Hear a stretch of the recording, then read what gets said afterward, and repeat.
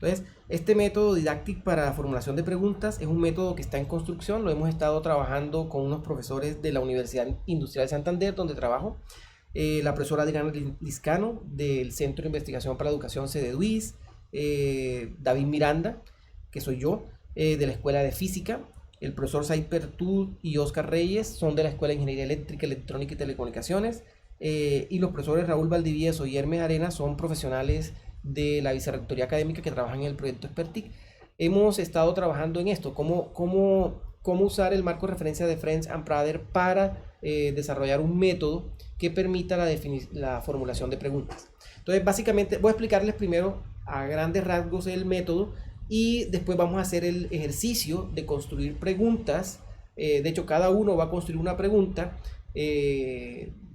No importa tanto el nivel cognitivo porque eso es parte de lo que vamos a revisar, para con eso entender mejor en qué consiste eso del nivel cognitivo, de las tareas intelectuales y demás cosas. Lo primero que hay que hacer para formular la pregunta, y esto coincide con muchas otras técnicas de formulación de preguntas, es definir la temática, sobre qué vamos a trabajar.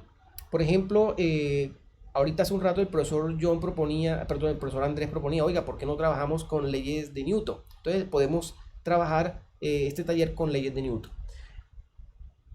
El segundo paso a dar es, hay que definir claramente el propósito, o sea, qué y para qué se evalúa. Tenemos que saber qué estamos evaluando y para qué lo estamos evaluando. Después de haber definido eso, es importante, preferiblemente, tratar de que la pregunta que vamos a formular esté articulada con la realidad. Esa es una condición que es preferible cumplirla. En algunos casos puede que no se pueda cumplir, por eso aparece que la flecha salta al 4.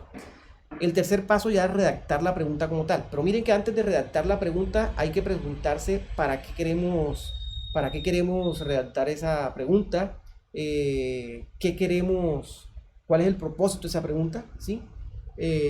Y qué queremos evaluar y para qué lo queremos evaluar. Una vez redactada la pregunta, nos pasamos a los distractores. Entonces miramos cómo nosotros redactamos unos posibles distractores. Recuerden que estamos hablando de preguntas cerradas. Esos distractores pueden ser típicas respuestas incorrectas que dan los estudiantes, algunas concepciones erróneas, unas misconcepciones, unas concepciones erróneas que normalmente ocurre cuando los estudiantes aprenden ciertos temas y que permitan identificar, porque las preguntas no son solamente para evaluar al estudiante, sino también para identificar dónde tienen falencias y así poder hacer una realimentación que permita llegar a lo que se llama la evaluación formativa. Después de hacer esto, entonces pasamos a identificar los modos de representación. O sea, nosotros redactamos la pregunta y cuando redactamos la pregunta colocamos imágenes y todo. Entonces, la identificación de los modos de representación la hacemos en este paso, y esto con el fin de poder llegar a identificar cuáles son las tareas intelectuales y con eso poder llegar a identificar cuál es el nivel de complejidad de la pregunta formulada. Después de haber definido o identificado ese nivel de complejidad, pasamos a resolver la pregunta, ¿sí?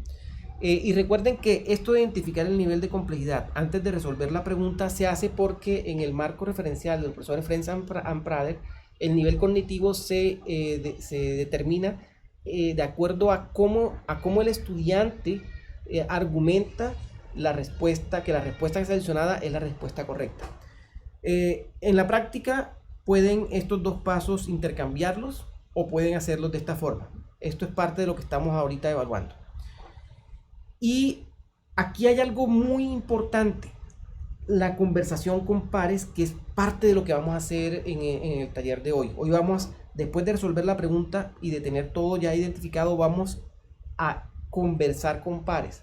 Es decir, vamos a ver, en este caso, un profesor con otro profesor va a conversar para explicarle su pregunta y con base en esa conversación se va a mejorar, a identificar aspectos que se pueden mejorar para realizar ajustes de la pregunta. Este es un método, una serie de pasos sistemáticos para poder llegar a una pregunta formulada e identificada en qué nivel de complejidad cognitivo se encuentra la misma.